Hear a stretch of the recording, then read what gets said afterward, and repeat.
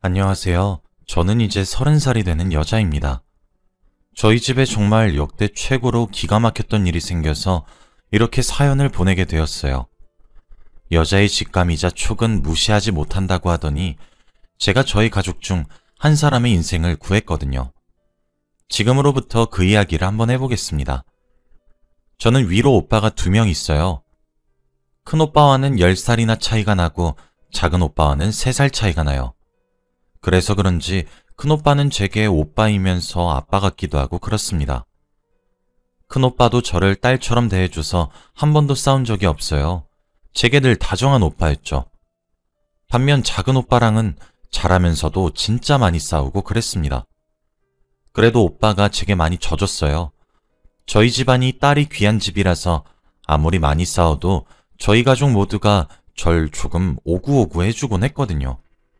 저희 아버지 쪽, 어머니 쪽 가릴 것 없이 딸이 귀한 데다가 제가 막내딸이어서 저는 잘하면서 저희 집의 사랑을 독차지하면서 잘할 수 있었어요. 오빠들도 그런 저를 시기 질투하지 않고 함께 사랑해 주었죠. 사랑을 표현하는 방식은 오빠가 서로 달랐지만요. 어쨌든 저희 3남매는 그렇게 우애 좋게 커왔고 오빠들은 어느새 하나둘씩 결혼하기 시작했습니다. 사실 저는 굉장히 촉이 좋은 편에 속해요. 특히 쎄한 기운을 귀신같이 잘 느낄 수 있습니다. 예를 들자면 직장 생활을 할 때에도 어떤 남직원이 제게 정말 친절을 베풀어주고 있는데도 불구하고 쎄해서 정이 안 가는 경우가 있어요. 그래서 거리 두고 지냈더니 나중에 그 남직원이 알고 보면 소문이 더러운 경우라던가 여자라면 환장한다던가 그런 쪽인 경우가 있었거든요. 이게 비단 남자에 국한된 이야기가 아니라 여자인 경우도 마찬가지예요. 제게 막 사근사근 웃으면서 잘해주는 직장 언니도 이상하게 정이 안 가는 사람이 덜어 있거든요. 그런 사람들은 꼭 나중에 알고 보면 이간질을 주도하는 사람들, 유언비어를 퍼뜨리는 사람들, 대다수가 그랬죠. 이게 저도 왜 그런진 알 수가 없었는데 남녀를 안 가리고 쎄하다는 인상을 받은 사람들은 정말 뒤가 구린 경우가 엄청 많더라고요. 제 친구들 사이에서도 이런 제가 좀 유명합니다. 제 친구 중 하나는 남자친구를 제게 소개시켜줬는데 너무 쎄해서 별로라고 했던 적이 있었거든요.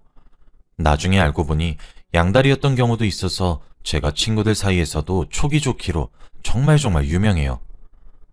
하지만 그래도 그건 제 개인적인 견해이기도 하고 추상적이기 때문에 저도 제 촉을 맹신하지 않으려고 노력하는 편입니다.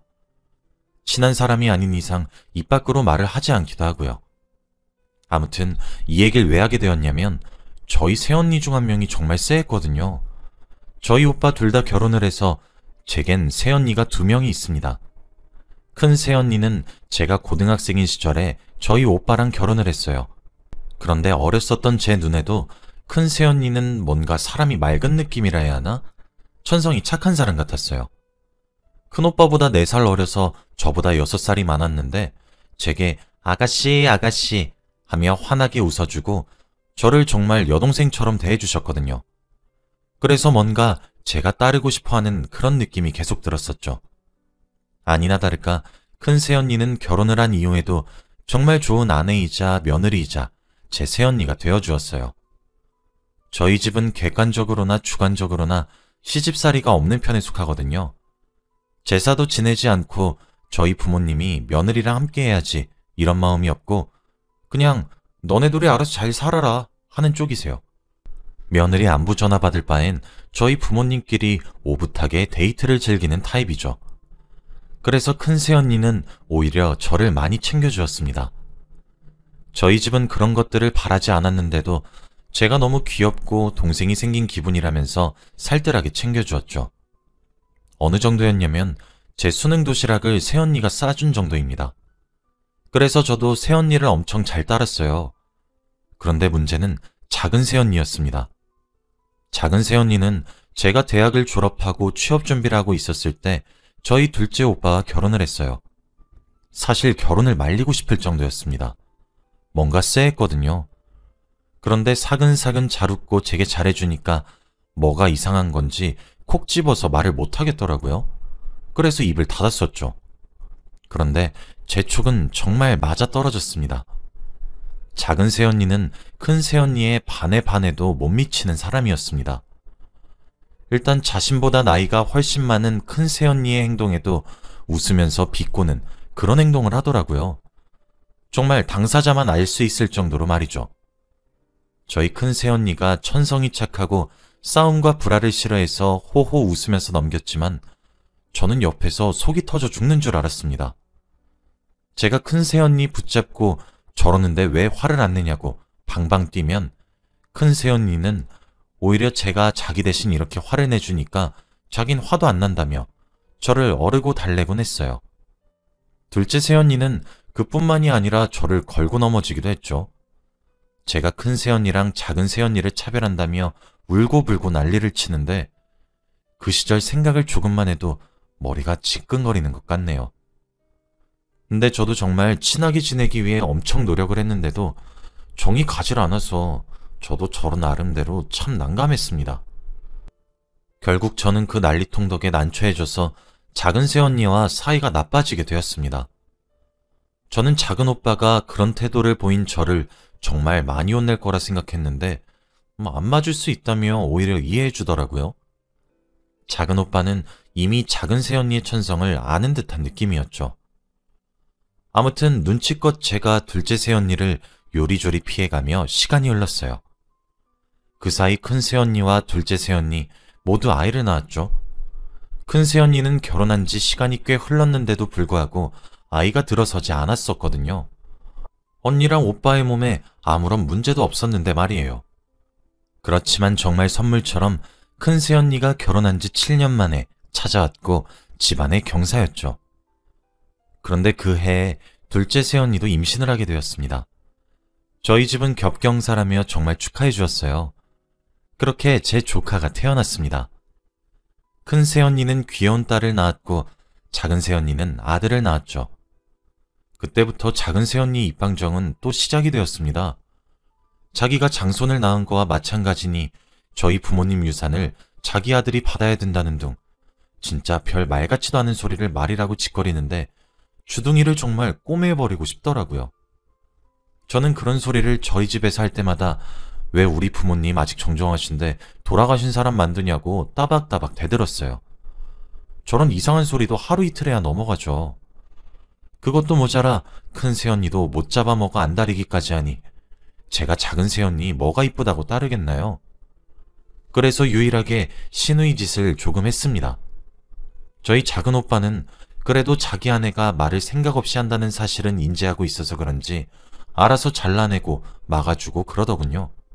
그런데 조카들이 커가면서 제 촉이 또 발동이 되어버린 거예요.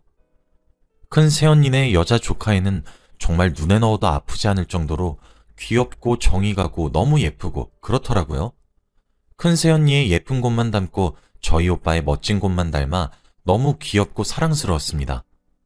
그런데 작은 새언니가 낳은 남자 조카아이는 제가 영 정이 가질 않더라고요. 그냥 남의 자식 같고 그런 느낌이 든다고 해야 하나요? 근데 저렇게 상반되는 느낌이 도통 사라지지 않았습니다. 여자 조카아이는 날이 가면 갈수록 저희 큰오빠를 쏙 빼닮고 있는데 남자 조카아이는 저희 작은오빠랑 닮은 곳이 단 한 군데도 없더라고요. 그래서 제가 작은오빠를 불러서 친자검사를 해보라고 했습니다. 저도 그런 소리를 하면서 작은오빠에게 정말 사과를 많이 했어요. 처음엔 오빠가 제게 무슨 헛소리 하는 거냐며 아무리 작은 새언니가 싫어도 정도가 있지 선을 넘은 것 아니냐면서 제게 불같이 화를 냈어요. 근데 그게 맞죠. 저도 추상적인 촉만 왔었던 터라 그런 말을 꺼내면서도 미안했거든요. 그래서 제가 초강수를 두었습니다. 나 진짜 오빠가 조카랑 친자검사 받아서 그 결과가 만약 오빠 친자로 결과가 나오면 나 이제 둘째 새언니도 큰 새언니처럼 대할게. 정말 약속할 수 있어. 미운 소리도 안 하고 정말 친언니처럼 대할게. 근데 오빠가 친자검사 안 받으면 나 더 못되게 굴 거야? 라면서 말이에요. 원래 제가 생떼를 쓰는 타입이 아닙니다. 작은 오빠는 무슨 말도 안 되는 고집을 부리는 거냐며 저를 어르고 달래다가도 한숨을 푹 쉬고는 너 진짜 우리 아들 내 친자로 나오는 검사 결과 받으면 더 이상 작은 새언니랑 분란 일으키지 마.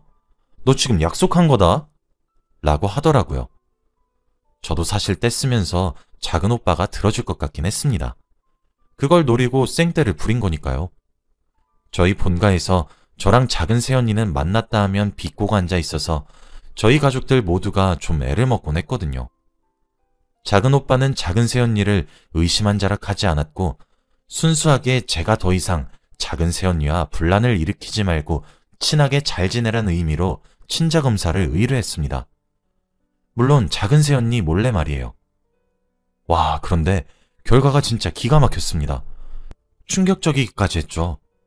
하루는 작은 오빠가 한밤중에 제게 전화가 왔더라고요. 집 밖으로 나와서 술을 한 잔 먹자고 했습니다. 그날이 금요일 밤이었어요. 목소리가 심상치 않아서 전 빠르게 옷을 갈아입고 오빠를 만나러 갔죠. 약속 장소에 나가보니 큰오빠와 큰 새언니도 함께 있더라고요. 조카는 맡기고 나왔다고 했습니다. 자기네들도 작은 오빠가 불러서 나왔는데 너도 불렀냐며 고개를 갸웃하더라고요. 막상 저희를 불러 모은 작은 오빠는 맨 꼴찌로 약속 장소에 나타났습니다. 그런데 눈가가 붉은 것이 울고 온 모양이더라고요. 작은 오빠 얼굴을 보고 나니 저와 새언니는 눈치를 슬슬 보고 있었고 큰오빠가 총대를 매서 무슨 일이냐고 작은 오빠 보고 물어봤어요. 그랬더니 작은 오빠는 큰오빠의 질문에 대답을 하지 않고 되려 제게 너 알고 있었던 건 아니지? 라고 질문을 하더라고요. 저는 영문을 몰라 멀뚱멀뚱 작은 오빠를 쳐다보며 아니 앞뒤 다 잘라먹고 무슨 얘기하는 거야 오빠? 라고 했습니다. 작은 오빠는 제 말에 대꾸도 하지 않은 채 가방에서 서류 봉투를 하나 꺼내놓고 소주를 연거푸 들이키더군요. 저는 그 서류 봉투를 열어 내용물을 꺼냈습니다. 그건 둘째 오빠와 조카의 유전자 검사 결과지였어요. 제가 부탁했던 친자 검사 말이에요. 결과는 99.7%의 유전자가 불일치하기 때문에 친자의 관계가 성립되지 못한다고 적혀 있더군요. 저는 그 결과지를 보고 눈이 휘둥그레졌습니다. 제 얼굴을 본 큰오빠네 부부도 서류를 들고 가서 보더니 눈이 휘둥그레졌죠. 한참 동안 정막만 흘렀습니다. 작은 오빠가 소주를 따라서 마시는 소리밖에 안 들렸죠. 저는 와, 진짜 오빠 애가 아니라고? 라며 중얼거렸어요. 큰오빠는 상황 설명을 해보라며 독촉했습니다. 작은 오빠는 큰오빠에게 설명했어요. 제가 갑자기 조카와 자신의 친자 검사를 해달라고 쌩떼를 썼고 그것만 해준다면 작은 새언니에게 깍듯이 대하겠다고 말을 했기에 저를 달래기 위해 검사를 했는데 결과가 진짜 친자가 아니었다고요. 그러면서 제게 새언니가 바람을 피고 있다는 사실은 몰랐냐고 물어보더군요. 전 진짜 몰랐다고 대답을 했죠. 저희 삼남매 사이에는 침묵이 흘렀습니다. 작은 오빠는 자기가 어떻게 해야 하는 건지 감이 잡히지 않아서 저와 큰오빠네 부부를 불렀던 거였죠. 그날 긴 이야기를 나눈 끝에 작은 오빠는 이혼을 하기로 했습니다. 사실 뭐 당연한 이야기였죠. 남의 자식을 어떻게 기르겠어요. 저희 부모님께는 천천히 알리기로 하고 그렇게 헤어졌습니다. 와, 그런데 더 웃긴 건 작은 새언니의 태도였어요. 진짜 어이가 없다 못해 웃길 지경이었죠. 아직 저희 부모님께 작은 오빠가 말을 하기 전이었는데 주말에 작은 새언니가 저희 집에 쳐들어오더군요. 펑펑 울면서 저희 부모님 붙잡고 작은 오빠가 이혼하자고 얘기한다며 엉엉 울고 작은 오빠는 그런 새언니를 잡아 끌고 나가려고 하고 저도 그런 오빠를 도우려고 하니 새언니는 이게 다 저 때문이라면서 욕을 하고 정말 개판이 따로 없었습니다. 항상 교양 넘쳤던 우리 집안이 개판이 된 신기한 사태였죠. 작은 오빠가 새언니를 잡으러 오는 과정에 연락을 한 것인지 큰오빠네 부부도 이어서 도착해 작은 새언니를 끌어내려고 했어요. 결국 저희 아버지는 불호령을 내리시고 어머니는 머리를 잡고 주저앉으셨죠.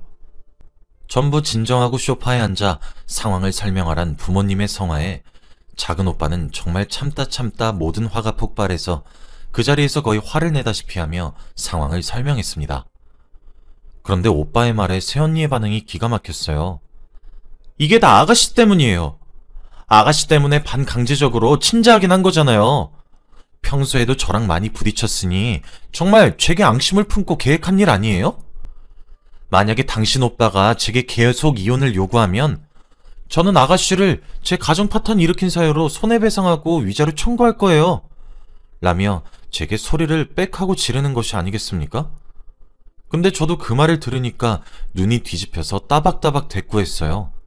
저기 언니, 법원 명령에 의해 친자검사를 확인하는 경우에는 조카의 양쪽 부모의 동의 전부가 필요할지 몰라도 개인적인 용도로 검사했을 때에는 부모 한쪽만 동의를 해도 친자검사 가능하거든요?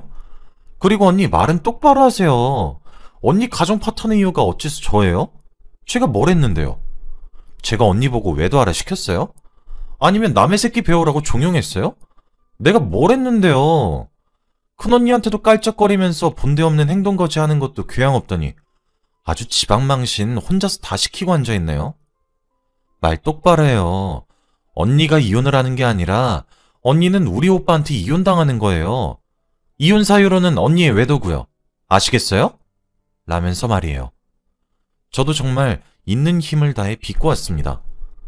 버릇없이 행동하는 것을 가장 싫어하시는 저희 부모님은 제가 하는 말에 입을 떡 벌리시며 사실이냐 되묻기만 하시더군요.